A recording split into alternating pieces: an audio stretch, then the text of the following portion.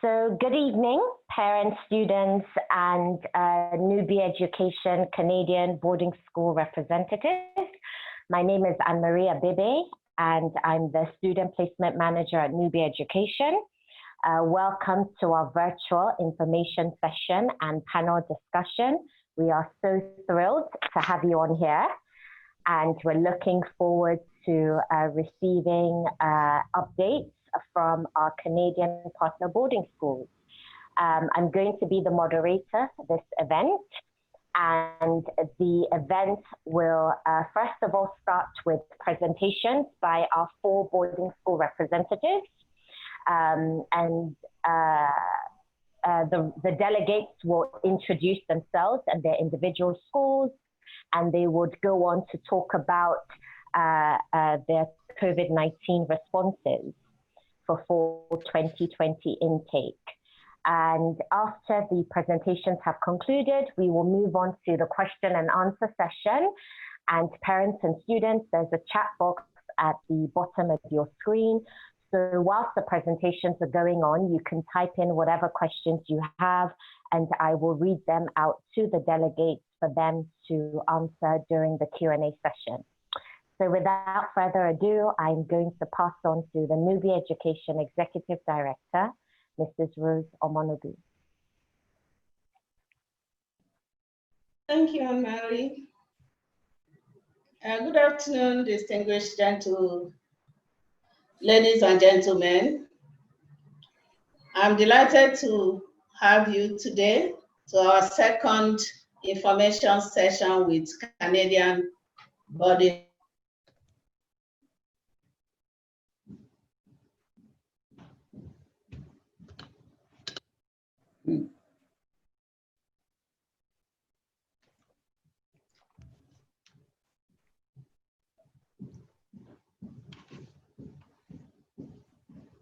Can everybody hear me? I can hear you. We can hear Okay. you, but we couldn't hear her. I think Mrs. Omonobi has lost internet connection. Let's see.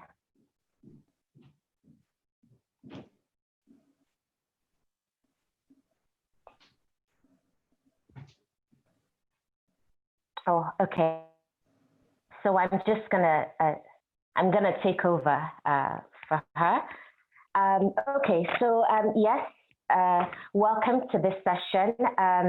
Basically, we conceived the idea of this information session because we've been receiving a lot of worried and frantic inquiries from parents. Okay, you're back, Ma. I took over from you. It froze for a bit. Actually, it's my turn now to be logged out. Yes, Ma. I got frozen. So Yeah. Parents are worried and very concerned about the fall intake. They want to hear from you. They're asking us questions. Some of them we could answer, some we couldn't answer, and we thought the best thing is to get the stakeholders together. So they ask all their questions and get information from you. So that is why we call this. We started this since June. We had the first batch of Canadian boarding schools in June. And this is the second batch. So I believe by the time we finish, the parents will know where they are going. The information they get today will help them to make informed decisions. And but before I go on, I think I have to give you a very short overview of Nubi Education. Nubi Education is one of the leading educational independent consultants in Nigeria. And we are the leader when it comes to placing pupils in the boarding school. It is our passion because we are the first to start the boarding school placement in Nigeria and the first to start the boarding school fair in Nigeria. So boarding school we are very passionate about boarding school. We place students from prep school to university level. But at this session now, we are focusing on Canadian boarding schools. Our team is made up of seasoned educational counselors and market-driven, passion-driven marketers who have sound knowledge of the educational system in Nigeria and the study destination of our pupils. So there are many educational agencies in Nigeria, but Nubi is distinguished by the counsel we give to our parents and our students, and our ability to create and maintain healthy relationships with both our families and partner institutions. As a result, our promotional publicity has increased through the word of mouth of our parents. I'm not going to take much of your time this afternoon because we are very anxious. All of us are anxious to hear from our partners what they have, the contingency measures they have put in place to safeguard the safety of our children when they get to Canada this fall. We are very anxious to hear, so I won't take much of your time. I'm going to hand over to Amari now, and I wish you a very successful, informative session. Amari, over to you. I'm going to introduce our partner boarding school representative. We have Kevin Many, who is the admissions associate for St. Michael's University School. Hello again, yes, Kevin. Hello, Emery. Lovely to have you on here. There's a bit of background noise, so I'm going to mute. Oh gosh. Okay. Yes, we're fine. Okay. We have Mercy Omeniev from TAIE International Institute, and Mercy is the Regional Student Recruitment Officer. Right. Hello, Mercy. Hi, Mercy. Hi everyone.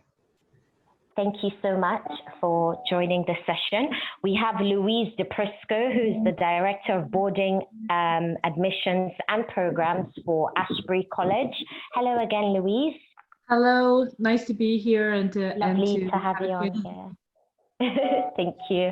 And last but most certainly not the least, we have Jim Cohn, who is the Director of Enrollment Management for St. Margaret's School. Hello, Jim. Everybody. Hi.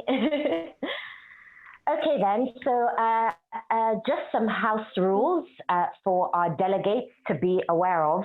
So each boarding school representative has 10 minutes for their individual presentations. I will be timing you, and once you reach the 7-minute mark, I will prompt you and notify you that you have 3 more minutes left. And as I mentioned previously to our parents and students, you have the opportunity to type in whatever questions you have for the delegates in the chat box at the bottom of your screen. So please do so, and during the Q&A session, I will read out your questions to the delegates for them to answer. Okay, so I'm now going to pass on to our first delegate to make her presentation, and that is Mercy from TAIE Institute. You didn't even waste time before you moved on from me. Thank you, Anne-Marie. Is it possible to mute everyone else? Yes, I'm going to do that now. Thank you. Okay, so hi everyone. My name is Mercy Omer, and I currently represent Toronto Academy for International Education, which is popularly known as TAIE International Institute. So we've actually been in this business since 1998 for 20 years now, and we are an international boarding high school that is focused on grade 9 to 12. We are also the only international boarding school located downtown in Toronto. So I'm just going to highlight some of the main things that I want everyone to know about the school. There's a lot, but just the highlights. So we're a high school, grade 9 to 12 boarding school. We do have flexible intake. So most of the students who come to us, although we have grade 9 to 12. A lot of the students who come to us from Africa are interested in either the final year of high school, or they want to join us for grade 11 to 12. So we have flexible intakes for these students. Usually for African students, there's an intake every 2 months. So what we do is to prepare these students to go into university. We help them to get acclimatized to the Canadian education system, and then we also help them with the university application system, and then also assist them with settling into the universities. Presently, we have scholarships up to 5,000 off the tuition fee, and these scholarships are primarily to support the Canadian parents who are sending their students here because of the whole COVID situation. We know that COVID-19 has actually affected income for a lot of families. And then for the students who come to us, 100% of them progress to universities. Every single student who comes will progress to a university or college. The students also have a comprehensive student support. So the support begins right from when we receive the application down to when they're applying for their visas, what they need to know before leaving Nigeria, what they have to do when they get here, and then down to applying for universities and then getting into university. So we have 2 main programs available. We have the Ontario Secondary School Diploma, which is the OSSD, that we offer to students who are coming to us just right out of middle school.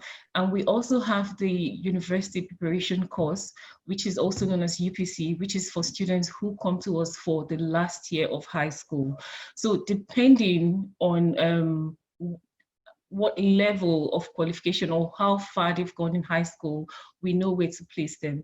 Usually we want to see their most recent transcripts from back home, because we have to transfer the credits, and then from what we've seen on the transcript, we will know where to place the students in school. So for the students who come to us for the UPC, which is the main focus for Nigeria, a lot of them want to go into the top 10 universities. So we have the UPC Elite program, which is focused for students who want to go to the top 10. For students who are interested in these universities, the entry requirements are slightly different. So they have to be students on an 85% average, and the IELTS needs to be at 7 for each of the components. If they are not keen about top 10 and they just want to go to any university, then we admit them on a case-by-case basis.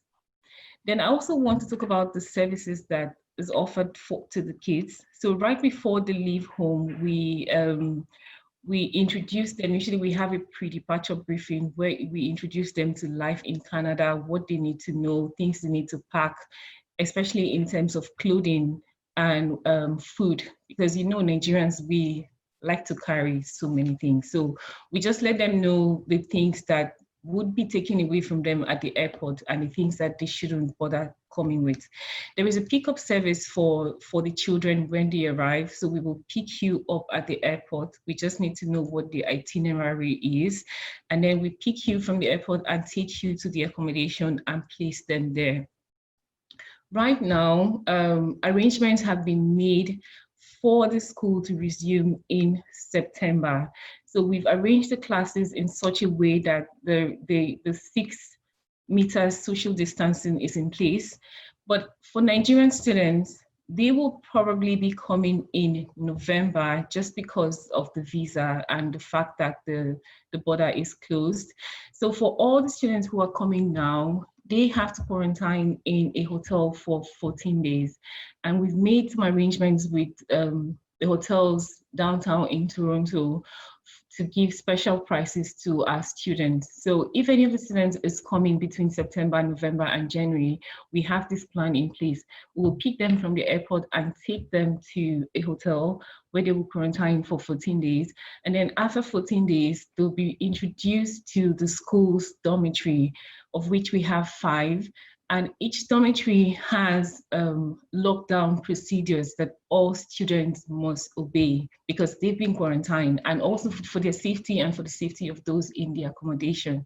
So if a student, for any reason, does not keep up with the regulations of the lockdown that we have in place, then it means they would have to leave the accommodation and quarantine again for 14 days before being reintroduced back to the accommodation. We also have comprehensive care, in that we will help them to get medical insurance, so sort out things like getting the SIM card and show them where to shop. Basically, for now, it's all about online shopping. So we have a list of stores where the kids can buy the things that they need and have them delivered to the dormitories. And then also we do an orientation session for them on joining the online classes for now. And then for those who will be coming in November, they shouldn't have any problem as long as the Ministry of Education does not change the new regulations now, which is that we can go back to school in September. So if that changes, parents will be updated as well. And of course, when the students have been here for a while, we begin the process of university application on the OAUC, and then we also help them to extend their visas. For those of them who are progressing to university, we have that support service in place. And then we follow up with them after graduation to ensure that they have settled into the university properly. So we do have a number of partner universities that our students can go into. We have really a partnership with Western University, with Trent, with Wilfrid Laurier, University of Saskatchewan, University of Winnipeg, Lakehead University, University of Regina, Royal Roads University. These are just to mention a few of the partnerships that we have. And it is not compulsory that the students must go to these universities. So as long as the student completes their program successfully, they can apply to any universities in Canada, and we will help them to go to these universities. So 80% of our students go to the top 10 universities. About 34% of them go to University of Toronto, 20% of them progress to Master University, 14% to Western, 11% to University of Waterloo, and about 8% progress to University of Alberta.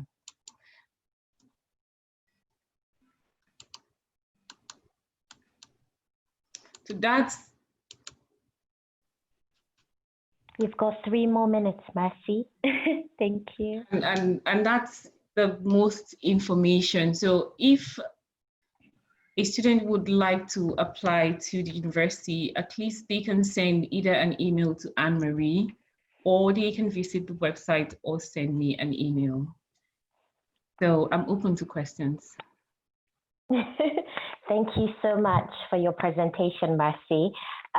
So whilst you were speaking, I noted that TAIE has multiple intakes, and you also mentioned that you envision that that students from Africa will most likely resume on campus in November. Yes.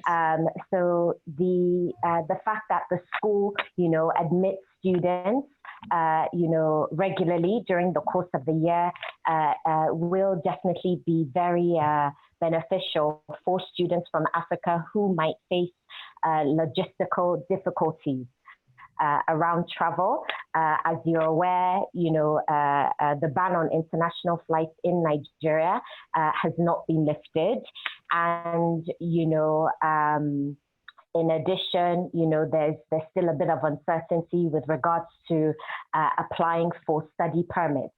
So, there is definitely a likelihood that students will face delays with visa processing.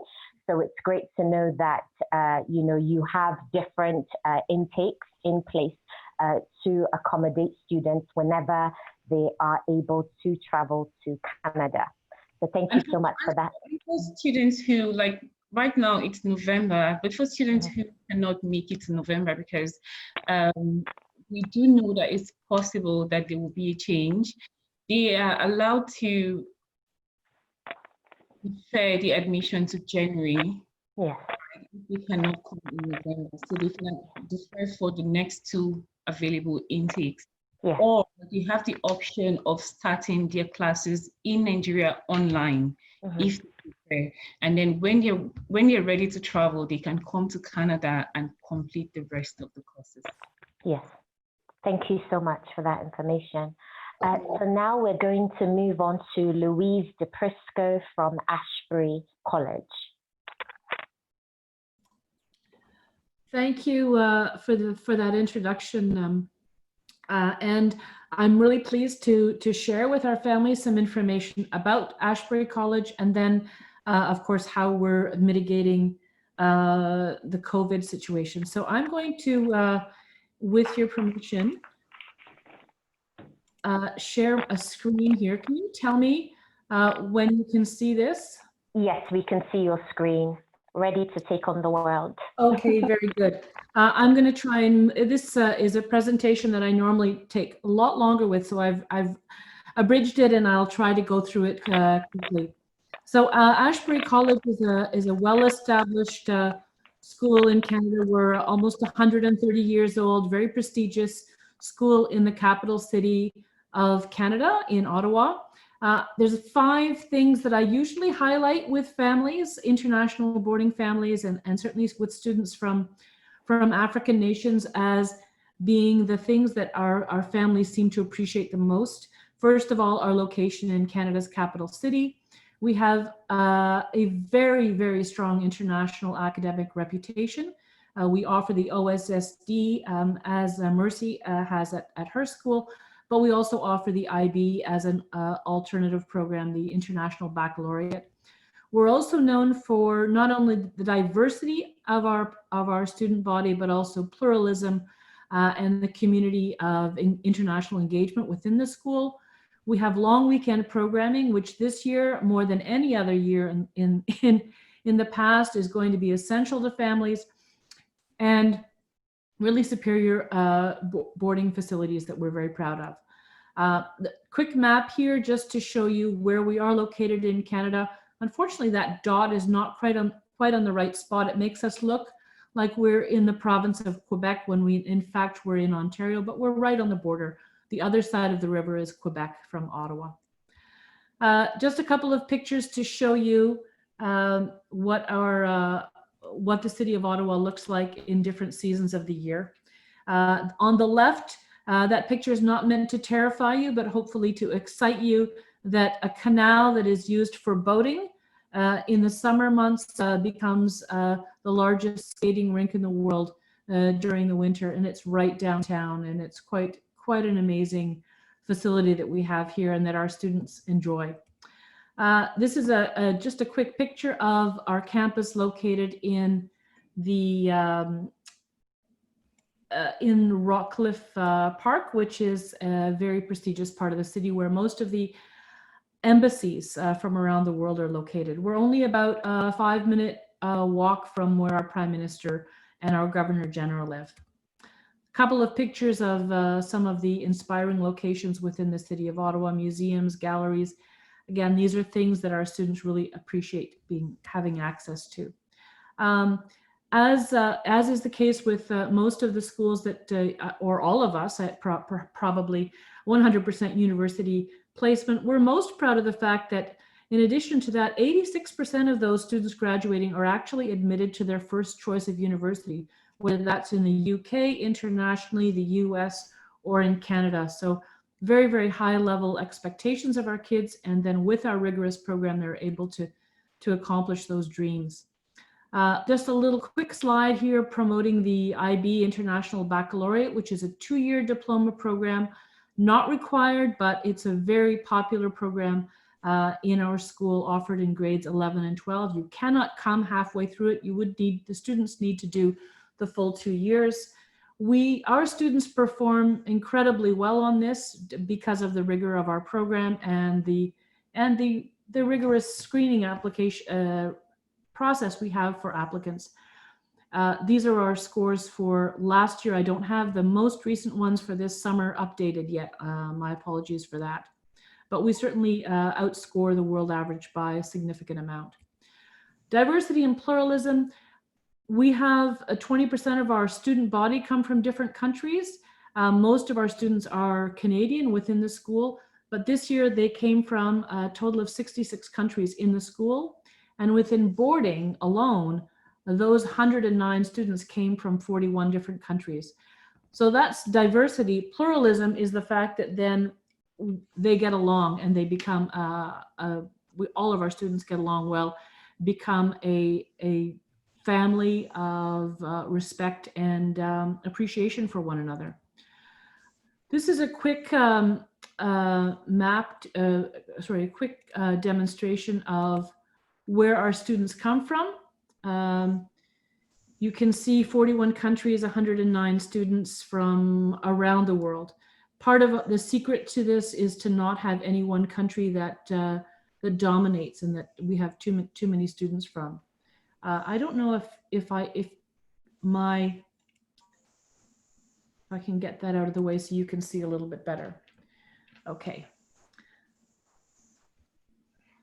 I mentioned that we have long weekend programming, and that is to allow students who otherwise don't have a place to go for our long weekends. There are 5 of them during the year. We offer programming right on campus. I also mentioned that the boarding facilities, this is the boys' residence, which was opened about 11 years ago.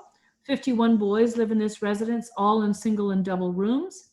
This is a photo of the front of the main girls' residence, which also houses 51 girls in single and double rooms. You can see on the left a couple of photos of those rooms. Common spaces, the dining hall where our students have their meals, and some of the common areas within the residences. This is our newest residence. This is a very small residence, singles and doubles for 7 girls. It's called Maple, and very high-end facilities. All of our residences have kitchens, and you see the photo of the kitchen in Maple. Just a quick recap: the Ashbury advantage, the capital city, the reputation, the diversity of our students, our programming for long weekends, and those wonderful facilities, all of the rooms having single and all of the rooms having their own washrooms. So I want to move on quickly with the time I have left to talk about how we are responding to COVID-19 with our students. The first thing is that we are offering a free quarantine on campus. I'm going to point out that my role is a little bit different. I am the director of boarding admissions, so I look after the application process for all of our students and overseeing the enrollment. But I also am in charge of the boarding program. So much of my time and energy now is focused on developing this programming and making sure everything is in place when our students arrive. We're offering private transportation from the Ottawa airport to campus so that they don't have to worry about getting into a taxi or some arranging their own transportation. We're looking after that. Our quarantine will be 14 days in residence. They will be in a private room, no one else in the room with them. They'll have the bathroom within the room. So in a way, a little bit like a hotel room. And that we're offering free of charge to all of our students, providing all of their meals and snacks during the day. Those will be delivered to the room for them. There's obviously going to be a residential staff supervision, health monitoring by our nurses to make sure that everyone's healthy and being looked after. And then, of course, we don't want those kids to be too bored. So we'll have some orientation programming with them online. We'll do a number of virtual things so that when the school's ready to start, they're really, really up to speed. And we'll also have creative ways to let them do daily outdoor exercise. We don't want these kids cooped up inside all the time. So finding ways to safely, maintaining significant distancing and wearing masks, take them outside and allow them to have some outdoor exercise that is allowed within the quarantine. Distance education plan. As Mercy explained, there are going to be quite a few students we know from not just Nigeria, but all over the world who are having problems getting their study permits processed, who are facing travel restrictions and who may have a hard time getting here for September. In order to accommodate that, we are providing an online program. We offered it in the spring. It was very successful. So students can continue studying. All of our courses start in September and run through to June. So we don't have intake throughout the year. All of our students must start their programs in September. So they will be able to do that online and until they're able to arrive on campus. We will have MS Teams operating, and we don't use Zoom, we use Microsoft Teams, so that even students who are facing significant time zone differences will be able to watch a recorded lesson for viewing later on if they're not able to join the class in real time. And this is also important. Families will pay a reduced tuition fee during distance education periods. So if for 3-4 months, if it happens to be as long as that students are having to study from home, we're not going to have them pay those tuition fees for boarding while they're still at home. And my last slide here, safe learning environment. This is what parents want to know, that their children will be safe. So, and if they're here, we will have in-person classes available 5 days per week. Even if the rest of the school, we're still waiting for final word from the Ontario government about what will be allowed when the time comes. If all students are not able to be in classes, we are prioritizing that boarding students will be allowed to attend all of their classes. As I mentioned, all of their rooms have private bathrooms. We will have an isolation wing right on campus. If a student this year gets a sore throat and a fever, normally, you would look after that child, but you wouldn't isolate them in a completely different wing. This year, because of concerns of COVID, we'll be treating those things differently. So we've set aside a separate wing for those kids.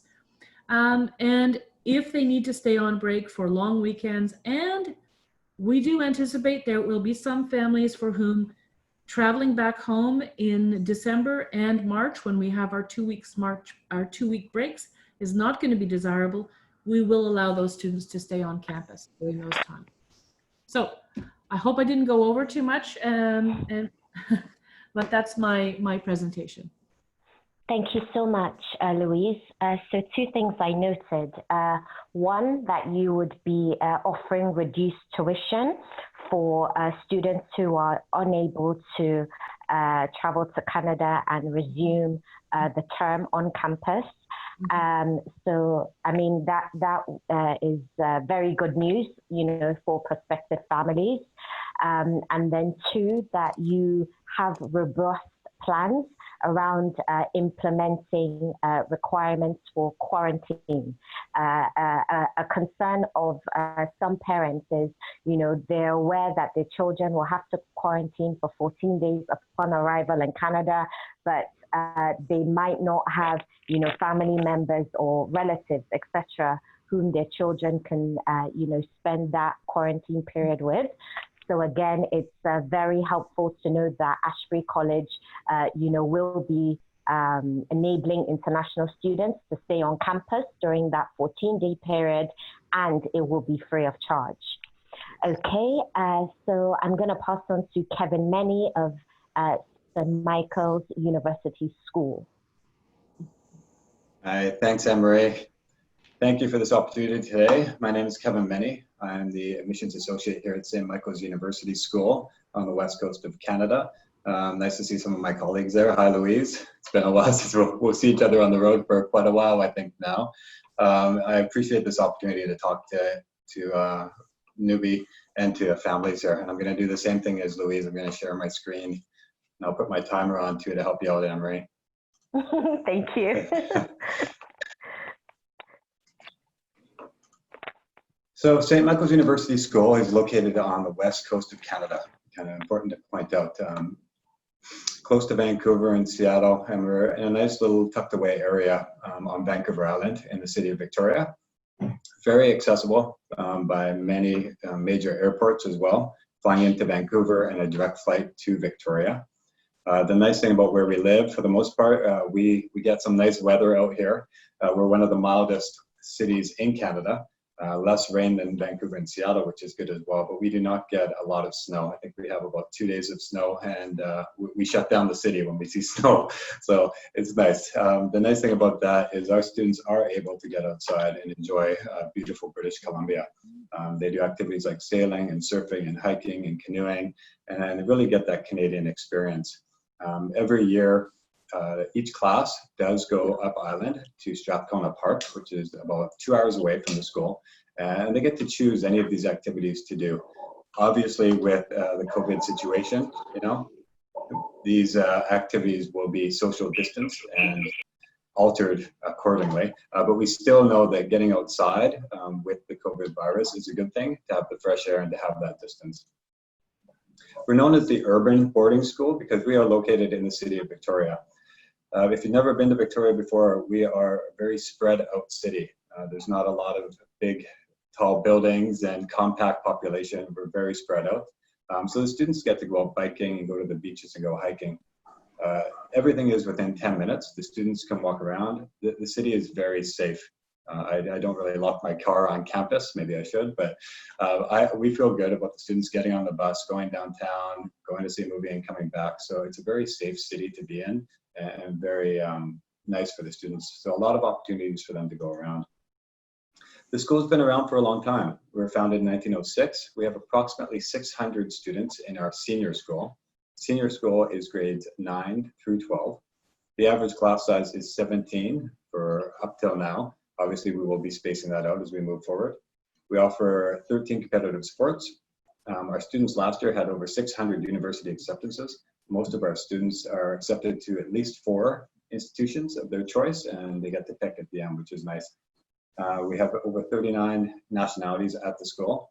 We offer 65 clubs and councils, and the biggest aspect of our school is we offer 27 AP advanced placement subjects at the school. We're the leading advanced placement school in Canada. Starting in grade 9, we focus on students learning what they like and what they don't like. So our students must take everything from art to drama to sports, just to check and see if they are interested in something. I think students in grade 9 sometimes don't know what they like until they try it. So we want them to try everything. As they get into grade 10, we call this our experiential year. This is when students can explore careers and start to kind of map out their path in high school off to university. In BC, students start getting their credits in grade 10, so this is when things start towards graduation. So it's a very popular entry year for students, grade 10. And again, we start to offer a wide range of courses. We focus on grade 11 and 12. Now we are a very university prep school, so this is where our focus changes. And we offer students a wide variety of courses so they can hone in and create an individualized course for each student. It's not like every student in grade 11 takes the same courses. You could have a student in grade 10 in the same class as a student in grade 12. They're really, really individualized, and that's the benefit of having the AP aspect at our school. Advanced placement courses. These are university level courses that students can take in high school. They do not have to take them at our school, but they are offered to students who are very dedicated to a subject. As you can see, we have 27 offered to students. And most of these, if they get a 3, 4, or 5 rating on them, they will get credit to some universities or post-secondary institutions. We offer university counseling at our school, which starts immediately in grade 9. They work one-on-one with the student. I'll leave it there. They work one-on-one with the student to help choose their classes, choose their path. And when they get to grade 10, 11, they start to look at universities around the world. And luckily, we have 4 full-time university counselors, and this is all they do. They study every university in the world, and they know exactly what students need, and they help them get the resume they need now so they can get into the right university. You can see last year that our students were accepted to 600 schools. They had $3 million in scholarships, and this is also our university counselors. They help our students apply for all this free money that they should get from these great schools around the world.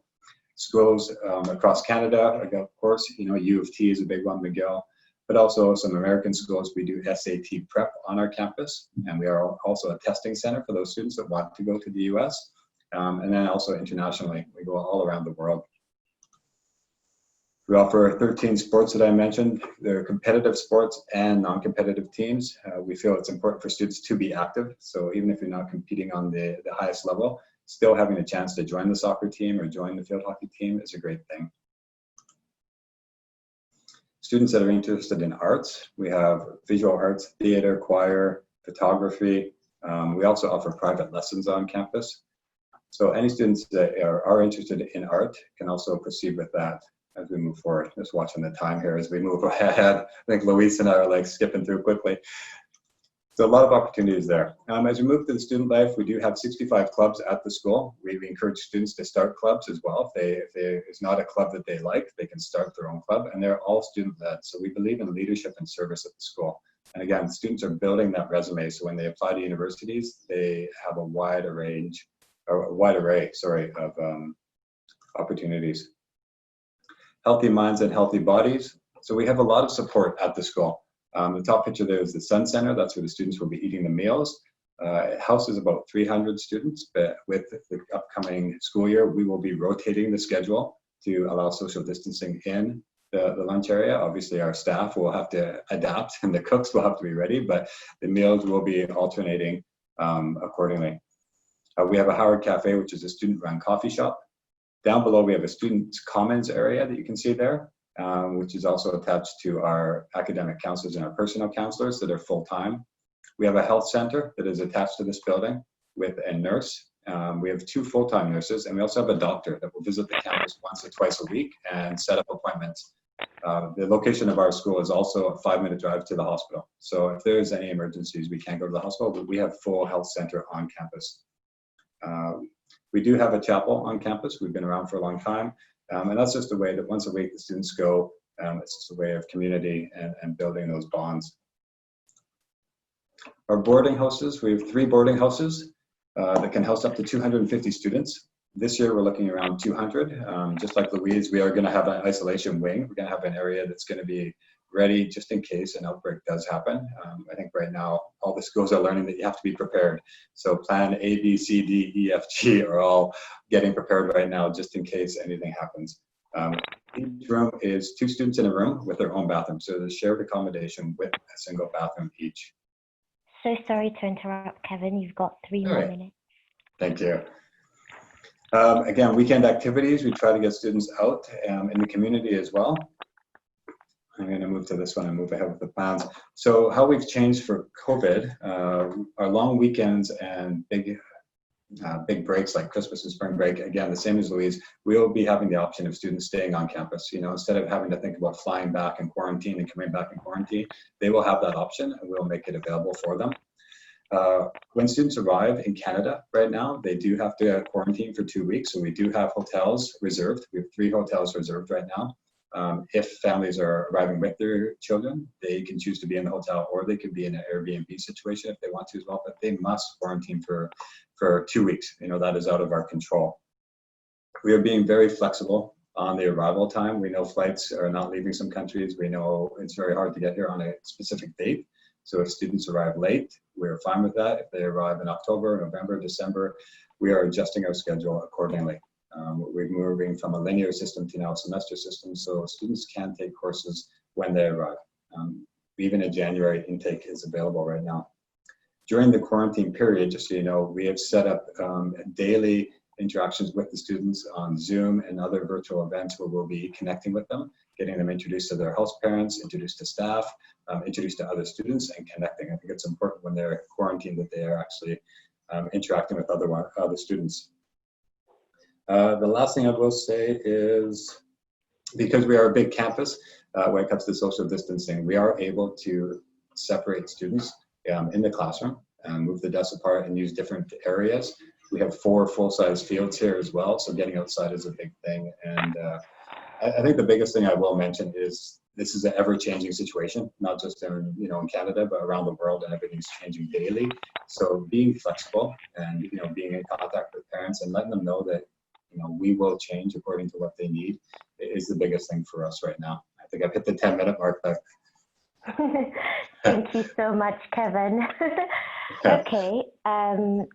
So thank you so much for that detailed presentation.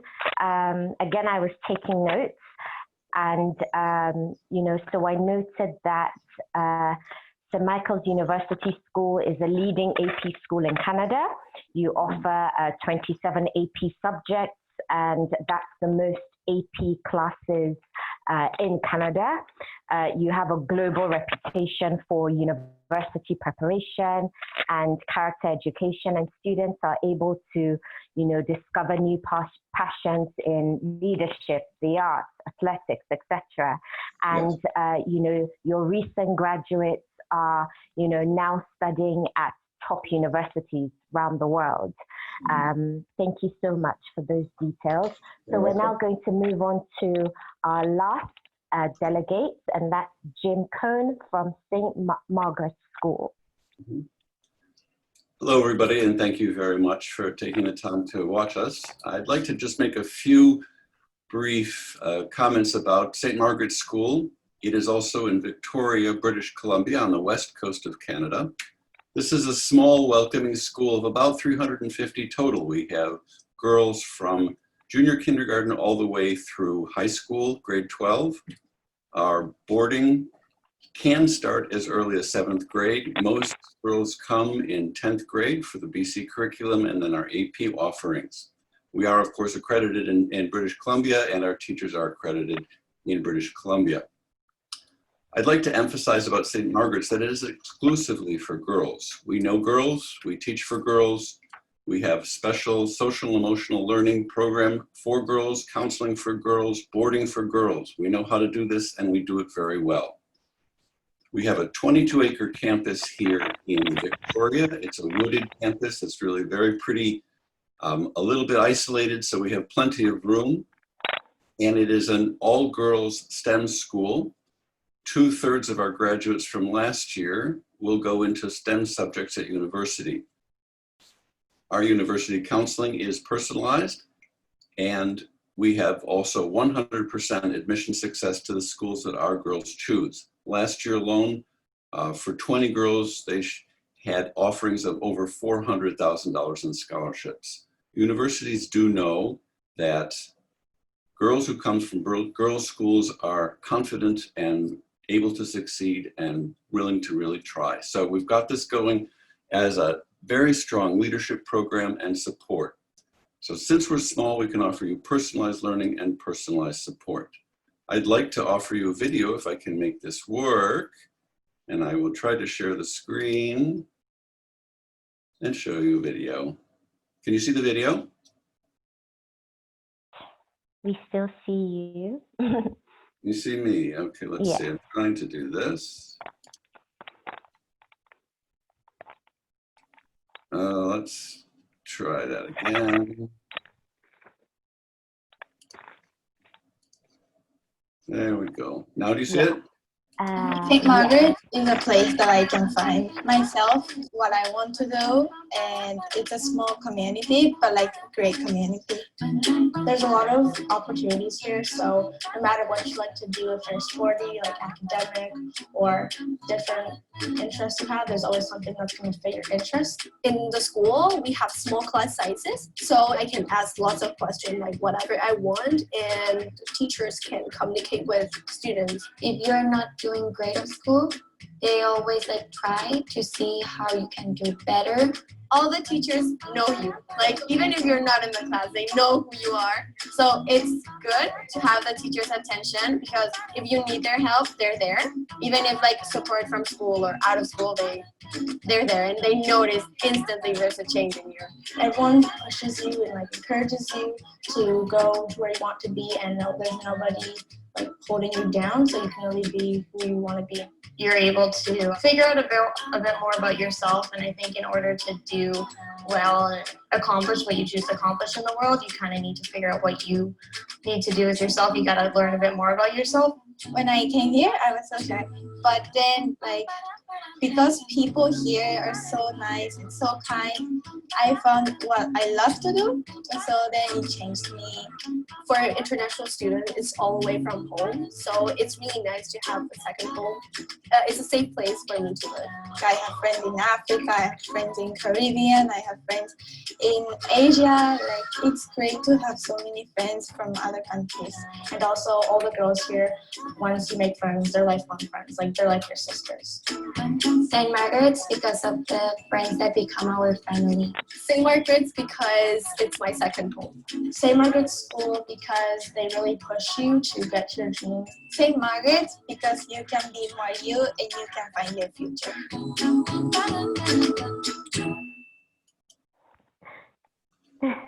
Thank you so much, Jim.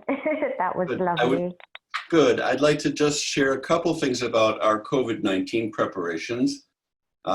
British Columbia has one of the lowest rates of COVID-19 infection, and Vancouver Island especially has been very safe and healthy. Victoria is open.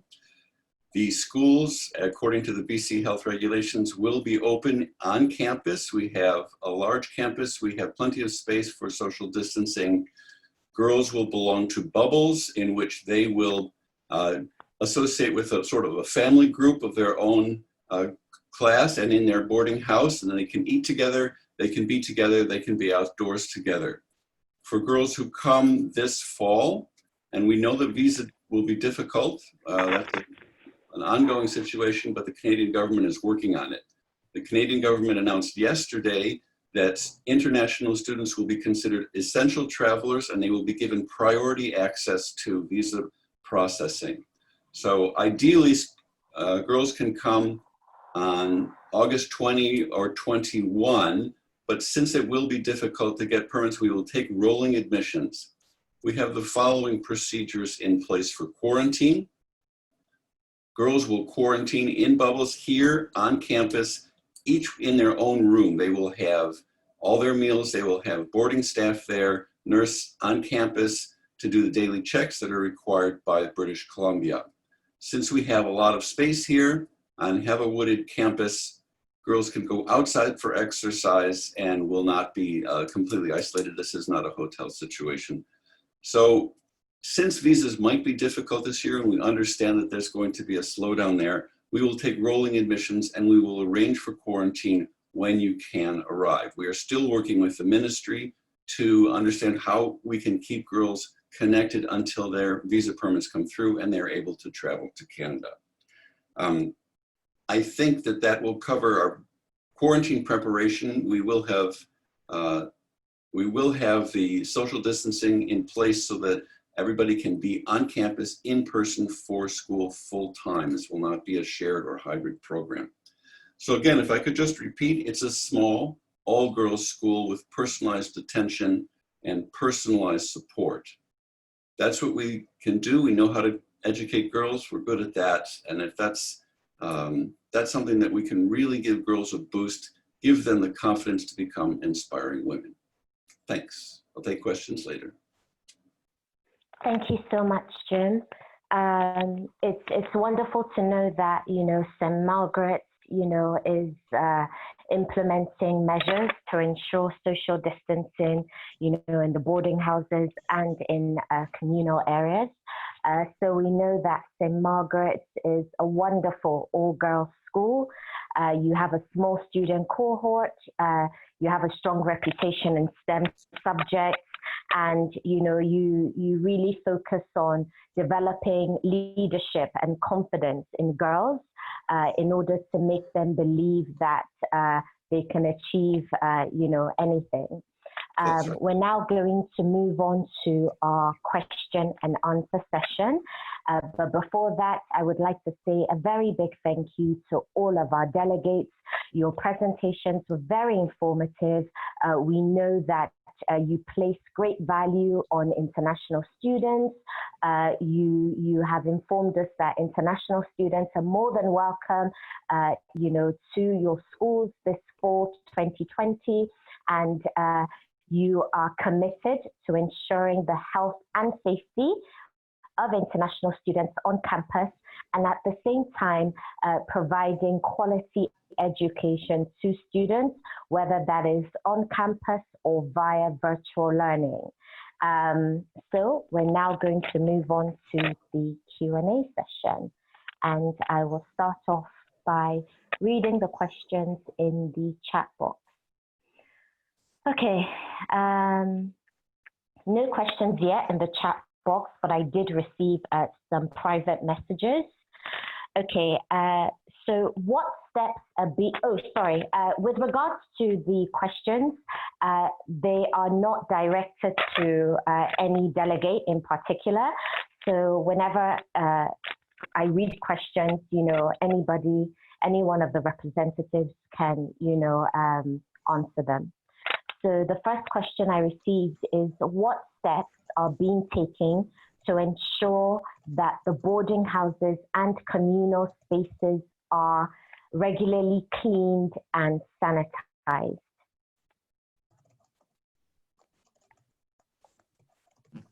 I think we're all being polite as Canadians and letting someone else go. So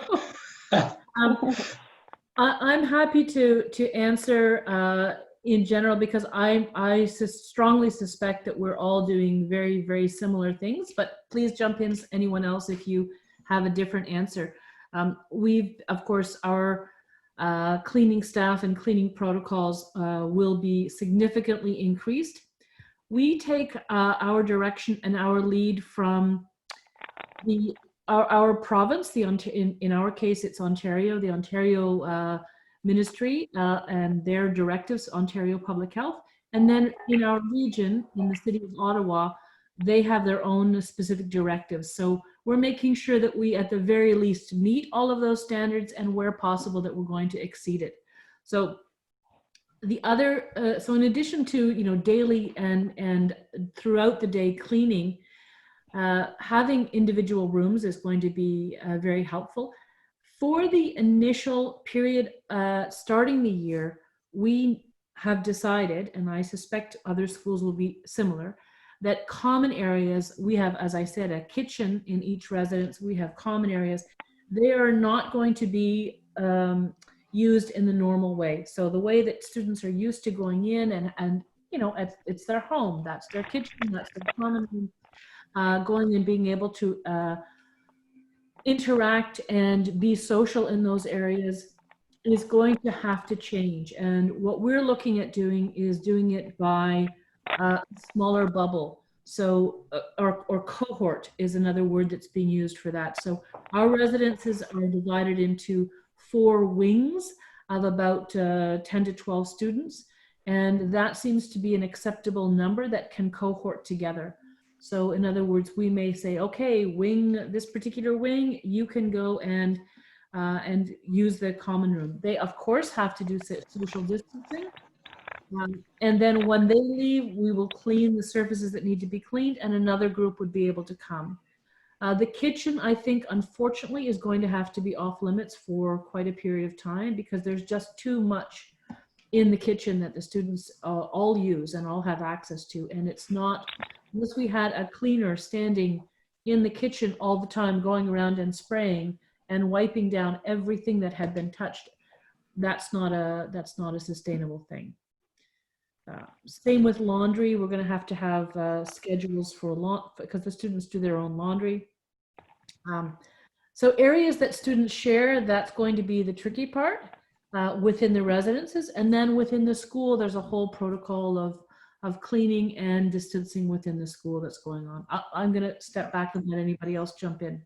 No, sorry, Louise, you said it well. I think everyone's increased their the protocol for cleaning. I know our cleaners are doing double, triple time right now, and we all have to go with the regulations that were given to us and hope to exceed that as well. And I agree, we're changing our schedules. Students that are returning boarders are going to see a much different schedule, much different life than they're used to. And so it will be, and we'll be doing the exact same guidelines. Yes, I would just chime in and say the same thing. We have to follow the BC health guidelines, of course. We've redoubled cleaning, of course. That's all part of the necessary protocol. We will be using bubbles. The dining hall is big enough so that 4 to 6 girls can sit together. They will stay together. They can be outside together. They will be in their dorms together, and they will be treated as a family bubble so that they at least can interact with each other. So otherwise, the protocols are very similar. We follow the BC health guidelines, and they're telling us how to do that. Classrooms will, of course, look different. If you're with your bubble, you can sit together. Otherwise, there's 2-meter distancing that's just required. But of course, that's what we're going to do.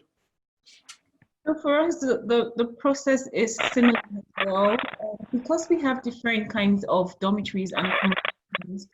For the accommodations that have inbuilt kitchens, usually there are 2 students in a room, so they can't do their own cooking since the kitchen is not a general kitchen.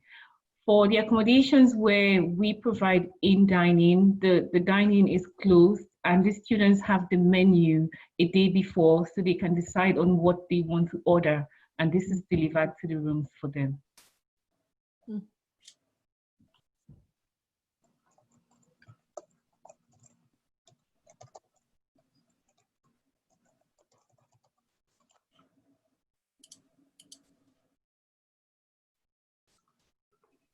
Thank you so much for your input. Sorry, I lost connection for a few seconds. The second question I received is, what will happen if a boarder falls ill with COVID-19 whilst at school? Will the child be taken care of at school, or will he or she have to be sent to a nearby hospital? I'll start if you want. I know, Louise, we're all being polite. We're all going to sit quietly. I think we all have contingency plans in place. We probably, like both the other schools and all 3 schools here, have an isolation wing. You know, we do have a wing that will be dedicated to anyone who has symptoms of COVID or definitely test positive. When something like that happens, you also have to be prepared that it may affect other students. So you have to look at the bubble that they're in and get testing done. I think the thing we want to avoid is, one student has COVID and the school shuts down and we start sending everybody home, a panic reaction. So we're hoping that we can keep that wing dedicated to just students with COVID, not just other symptoms of flus at that time. I'll pass it on to my colleagues. Thank you so much, Kevin. Yes, I'm sorry. Go ahead, Mercy. Thank you. So we have an isolation wing in place right now, and so far we've had no cases, but if a student does test positive for COVID-19, they will be isolated in that wing. And thankfully, the government is taking care of the students, because most of the medical insurances do not cover COVID-19 for the new students right now. And so we will manage the student in that facility unless the symptoms become very severe. If the symptoms do become severe, then they will have to be transferred to the hospital. I can just reiterate what my colleagues are saying. These are the protocols that all of us are following and must follow by BC Health. And of course, if a student is seriously ill, we do have hospitals nearby. But for students who just need to isolate, then they can have their own room with a bathroom. I would agree, and I'll simply add that in the case of the insurance that we have for all of our boarders are, through their tuition fees, automatically registered in an insurance called GuardMe, and it does cover for new and emergent medical conditions, including COVID-19. So if a student contracted COVID-19 while they were in Canada, they would be covered for whatever hospital expenses or medical expenses were incurred as a result. Thank you very much, all. So this question is, so the parent says, who can my child talk to if she's worried upon arrival on campus? So I think the parent is basically asking, what mental health and well-being support resources are available to students on campus during these unprecedented times. So I'll just take this question. For us, we have a guidance and counseling team in place. And then also for all the African students, I am the in-person to go to. So right from when the applications are sent in, the parents actually start discussing with me, and most of them have my contact details on WhatsApp. So when the student arrives here, I'm usually with them each step of the way. And if there are any teething issues or settling down issues or homesickness issues, they would reach out to me. My WhatsApp is available all through. So even through the night, they can send a message and I will respond to it if I'm awake or in the morning. Thank you so much, Mercy. Another question that this parent is asking if any of your schools will have students undergo COVID-19 tests on arrival or during the school year, and if you will conduct regular temperature checks for students. I can try to field that. Again, we follow the British Columbia protocols. Students are not tested on entry into the country unless they are showing symptoms at the border, but that's a federal border official's decision, not our decision. But we will pick you up at the airport and take you straight into quarantine. If during the year you have symptoms and they're mild, the general advice here in British Columbia is that you self-isolate, and we will take care of that for you, of course. If your symptoms are serious, then you need to be in the hospital, and all the students are by mandatory regulation covered by BC Health. So we will follow these protocols, and it will not be regular testing on a mandatory basis. No, it will be depending on the kind of symptoms that you show. Yeah, and just to follow up with that, I think that's why BC and Canada in general has been able to keep those numbers down. Instead of the panic testing, if people have any symptom, any temperature, they self-isolate and they're monitored. And if it does get worse, then they get tested. But the knee-jerk reaction of testing everybody every day, doesn't seem to be working in Canada. I'll pass it on to Louise. Mm-hmm. Thank you, Kevin. Yeah, I would agree. We will follow Ottawa Public Health directives and best practices. Thank you. Another parent is asking, can my child wear a face mask if he wants to? And if yes, what steps will your schools be taking to ensure that there's multicultural understanding regarding the wearing of masks on campus?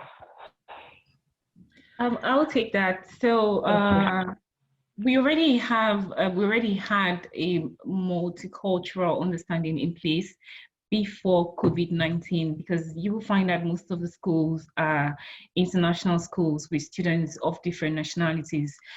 Regarding the use of face masks, in Toronto, for example, it has been made mandatory for everyone to wear face masks while they're going out. And some other regions are beginning to implement that as well. For example, I live in the York region, and just last week, it was mandated for everyone to put on the face masks. So this is mandatory if they're going out. If they want to wear the face masks in the dormitories, that's fine. I don't think that anyone will judge them for that. I agree. There is a lot of press in the US. It seems to be very politicized, the mask wearing, not mask wearing. My experience here in Canada is that is just not the situation here. People are not judged for that. And most people are wearing masks. People are following the protocols, following the health regulations, and behaving responsibly.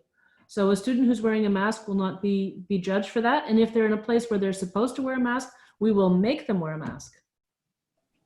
Yeah, so I follow up on that. I think it's just a cultural change. As I have to wear a mask now when I go to the mall to get lunch right now and things, and it's just acceptable. And I think people look at it as not just protect yourself, they thank you, I think, for protecting them. Like it's looking out for everybody, and it's something we do in Canada anyway, but I think it's becoming part of our new way of life right now. Yeah. I would just agree with what my colleagues have said. Thank you very much, all. So this parent I'll just read her statement. From your presentations, you've all mentioned that there is a virtual learning option for students who are not able to return to campus on time. Can you confirm that your virtual learning programs will deliver the same quality of education and opportunities for success for international students as that of a face-to-face curriculum? Yeah. 100%. Go ahead, Release. I'll short answer. Yes, 100%. I am fully confident that the students will not be significantly disadvantaged. Socially disadvantaged, it's not as much fun to follow it on a screen. But in terms of content and rigor, 100% confident that it will be of the same caliber.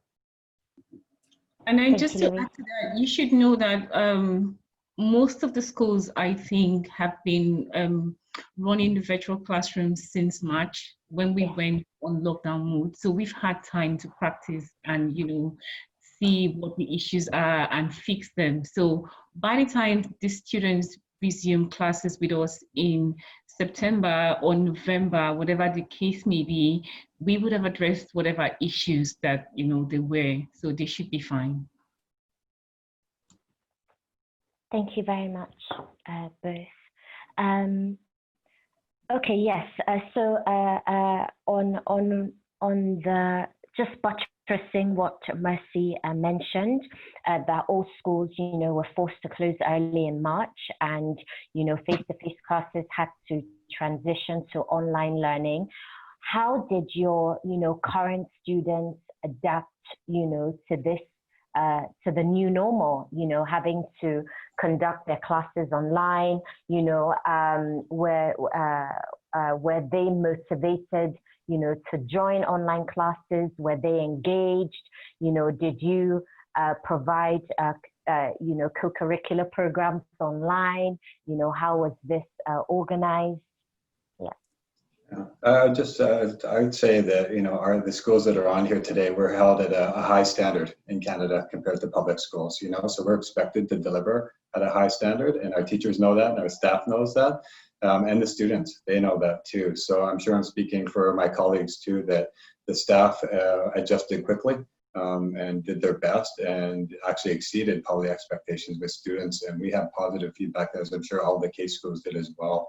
And I think we're now prepared. We're not just reacting now. We're actually prepared for whatever could happen in September. And I'll pass it on to my colleagues. Thank you, Kevin. And just to add to that, the steps that we took as a school, so one of the first things we did was to put together the email addresses of all the parents that we have for the students. And because I already have these students in a WhatsApp group, we also had regular monitoring of attendance. So the kids are happy to do the online classes. However, we needed to ensure that they don't slack off, you know. So I get a feedback every day of attendance, who is in the class and who wasn't in the class. So if I get a feedback that a student was not logged in or was not very involved during the classes, then I will send an email to the parents. And then we will have a discussion of why the child was not in class. So this happened like for the first 2 weeks. There were a couple of students who didn't go online, but because the students all know now that their parents would get an email, we no longer have such issues. So everyone, you know, attends classes. Thank you so much, Mercy. Okay, another question I received was, if there is another lockdown, will remote learning still be an option at your schools? Or basically, what are your plans for if there's a resurgence of the virus in the winter months? I think there's a bit of a fear that, you know, as the weather gets colder, you know, there might be a spike in cases. So this parent basically just wants to know, you know, what plans you have for that situation. I think perhaps I can speak for all of my colleagues here. We must follow the guidelines of the Ministry of our province. And we in British Columbia have 5 stages in which these different levels of preparation are understood. Right now we're in stage 3, but they're going to reduce that They predict they'll be reducing that within a couple of weeks to stage 2, which just means the level of how close you can be to people and what kinds of precautions schools need to take. If it were to happen that we had to go back into lockdown, then yes, I would agree with Kevin from SMU that we have now some good experience in how to run these Zoom classes. We're small at St. Margaret's, and so it's not very hard to keep track of students when you have quite a small class. Zoom classes aren't ideal for anyone. Everybody understands that, but the teachers are wonderful and they've really responded. So if there's another lockdown and students have to go home, which we hope of course won't happen, then we would have to return to the procedures that we had in March, but with a lot more experience. Thank you very much, Jim. I'd like to add one little point to that, and I would agree we're prepared for that outcome. But because we know that we're going to have students who cannot arrive in September, may not arrive till November or December or January. I have some families from Thailand, for example, who have the ability to come here. They've got their study permits. They're all set to come.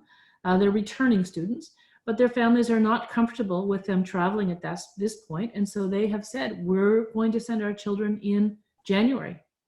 So those kids will be from September until December following all of their courses online. So we're prepared to have that continue for as long as is necessary for students who are unable to arrive to campus. So that's going to be already in place. Should there be another outbreak or another wave, and in-person classes must stop and the school must close, we are determined, as to the extent that the government will allow us, to allow our students as minors to shelter in place. In other words, that we would insist to the government very strongly that in the midst of a pandemic, it's not the time to be putting kids on a plane and sending them home. This is their home. They are minors. They need to be supervised. This is an essential service, and that we would keep them on campus. That is what we really hope would happen, and that they would continue doing their courses online, and they wouldn't even have a time difference because they'd be right here in Ottawa. So that's our hope. Thank you very much, Louise. So I received, so this question is with regards to sport provision. So how will your sports programs be arranged with regards to social distancing? So will your sports programs be able to continue? And if yes, how will you enforce social distancing? I believe Kevin touched on this during his presentation. Yeah, I can talk a little bit about that. Again, we are under the guidelines for BC school sports. They make the rules of which sports will go ahead for competition with other schools. I'm sure it's probably the same in Ontario as well. So that's kind of out of our hands as far as competing with other schools, but we all have quite big campuses, which is a plus. You know, we have our own little bubble, I guess you could call it. So, you know, being active is important to everybody. So, you know, if it's going to be against, you know, fellow students, it's going to be cross-grade games, and it's just all on campus, at least it's better than not at all. You know, so I think we have to have plans to just be playing against our own students. We hope we can play against other schools that are close by, but there's some things that are really, in BC at least, they're out of our control. I'm not sure how it is in Ontario there, Louise. Same, very, very much the same. And also then it's also regional. So for example, will the National Capital Athletic Association, which is the area around Ottawa, will there be league games even set up? And the answer seems to be no. Therefore, we will be doing more intramural things. But even that, depending on the sport, may not be particularly possible. So, I mean, I think the golfers will be fine, but other sports that have more contact, or even the passing of a ball with hands, I don't think that'll be allowed. So we're into new territory here, and we're going to learn a lot in the next few months. Yeah. Okay, so this inquirer wants to know what advice can you give to students who have offers for fall 2020 intake, however, due to visa delays, are not able to get a quick decision on their visa applications? I'll take that. So if you have submitted an application and gotten your letter of acceptance, I would advise that you submit your applications online, because a lot of the visa application centers are not open, although there have been some rumors saying that they will resume this week or next week for the biometrics. So what I would advise is just do it online until you can go in and do your biometrics, because for now, the applications will not be processed until you've done your biometrics. If you have a visa to Canada before, like a visitor visa, and you've done your biometrics before and they have that in the system, then it's likely that your applications will be processed, right? But if you're not able to get your study permit in time to come for this intake, then you can go ahead and defer your admission to the next available intake and then request an updated or revised letter of acceptance from the school. Thank you so much, Mercy. I think the general advice here is now that international students are understood to be priority travelers, I can only emphasize what Mercy says. The applications have to be submitted online, but they will be considered priority essential travelers so that they can cross the border. But the best thing to do is to get your application in and start the process. Once you're in the queue, you're going to be at the top of the list. If you wait, you'll be further down the list. So even though you're priority, the best thing you can do is get your application in now. Thank you very much. Okay, so this question is with regards to financial assistance. Sorry, there's a bit of background noise. I'm just going to mute this person.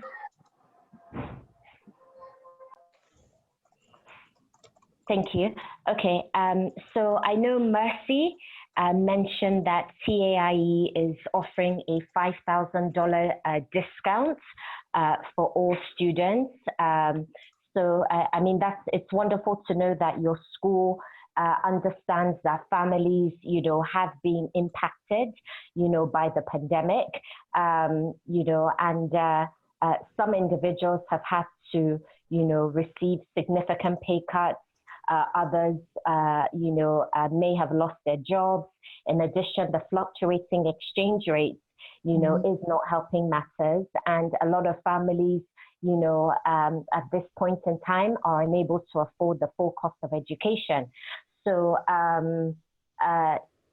so this is a question I'm asking. Are the other schools, SMUS, Ashbury College, and St. Margaret School, are you offering any form of, you know, financial discounts in the form of merit-based scholarships or bursaries to students at this time? I can answer for ourselves, and I imagine it's the case for everybody. All students who apply can also apply for financial aid at the same time. There's an application that's processed by a third-party processor.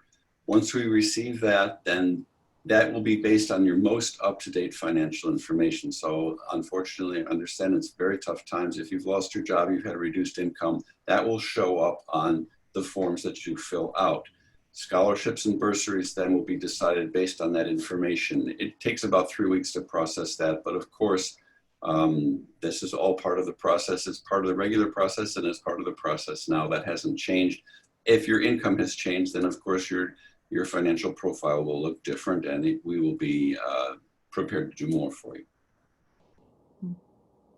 Agreed. I would simply add that we had quite a few families who were not, had not completed the application for financial assistance, have never received financial assistance before. And, you know, last fall when they were applying, or during the winter, they had no anticipation that they would have any problem paying these fees. And some of those families have reached out to us and said, my business has been severely impacted. And so we've dealt with those on individual basis. And in most cases, we have been able to offer them at least $5,000 to $10,000 assistance without even having to go through the full Apple financial. I'm assuming that's what the other case schools are using, or another similar process. And that has certainly helped. So we've been doing it on a case-by-case basis. Yeah, I'll reiterate what you both said. We're case-to-case basis there.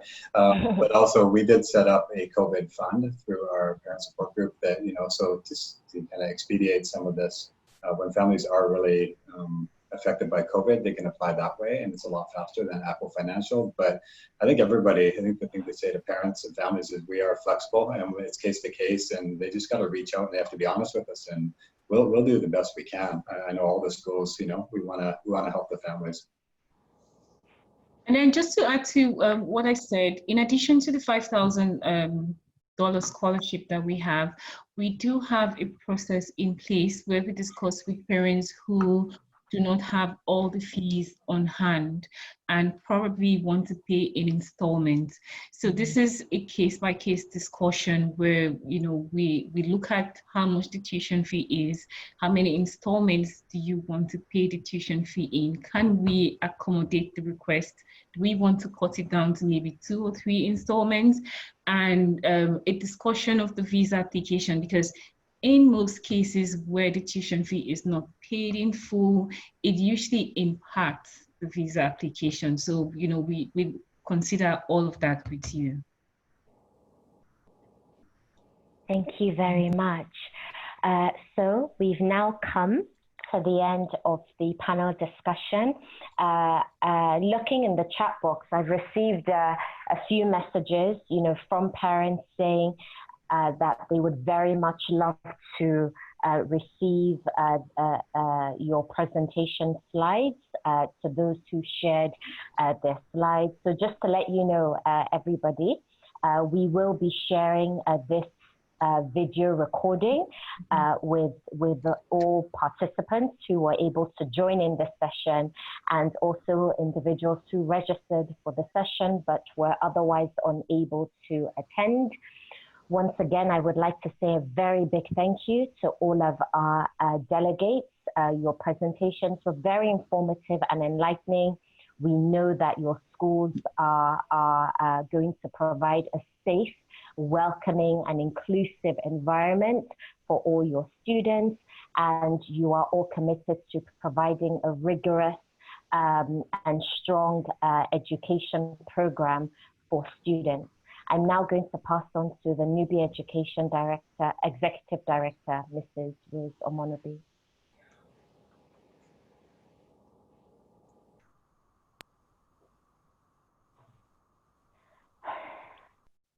Just to see.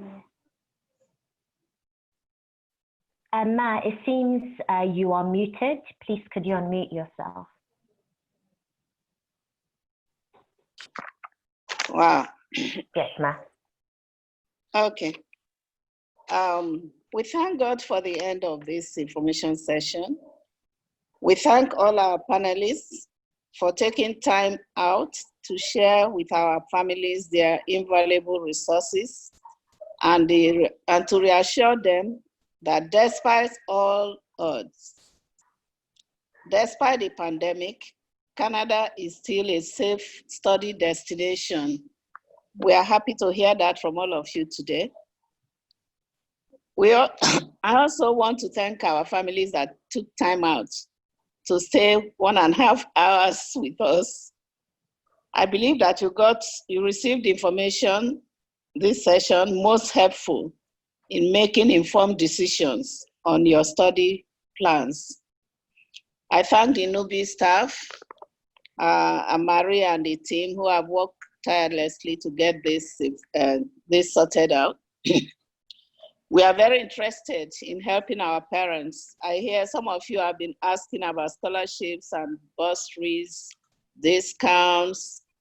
We are very interested in helping you to meet your dreams and career aspirations. And one of the ways we do this is we have partnered with 2 leading banks in Nigeria. So if your parents, if you have good jobs and you have good income stream, we can arrange for you to get a bridging finance from the bank, where you can be paying, if you don't have the money to pay upfront and you have good income stream, you don't have to put the money upfront. The banks can pay the schools and you pay them instrumentally.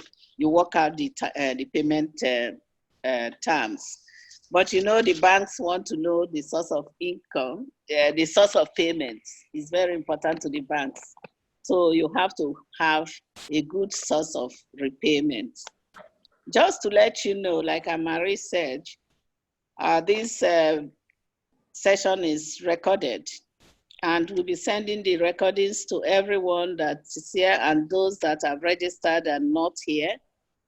We'll be sending them to our local schools, and also it's on the YouTube as well. The ones we did in June, we have all of them in YouTube. We had series of sessions in June, and this month we have been having series of webinars as well. They are all in YouTube. And if you want to speak to any of our partners, you want to have one-on-one with them, we can arrange visual discussions with you. So you let us know if you want to speak to any of them, we can arrange for you to have one-on-one visual discussions. I think sometimes it helps to, like our people say, you hear from the horse's mouth. So you've heard today that Canada is safe. You got, I was blessed. I enjoyed this whole session. I had enough information that, you know, if I had a child that would go to Canada, I would not hesitate to do that, because they really told us, reassured us today of the safety of our children. So I thank you once more, and I wish you a very good evening. And I hope that you make good use of the information that you have. So let's get the applications rolling now. Thank you for listening. Bye. Thank you for having us. Bye. Thank you, Rose. Bye-bye, Mercy. Bye, Louise. Bye, Kevin. Bye, Jim. Thank you so much for your time. And bye-bye to all our parents and students. Have a wonderful evening. Bye. Thank you. Thank you. Bye. Thank you.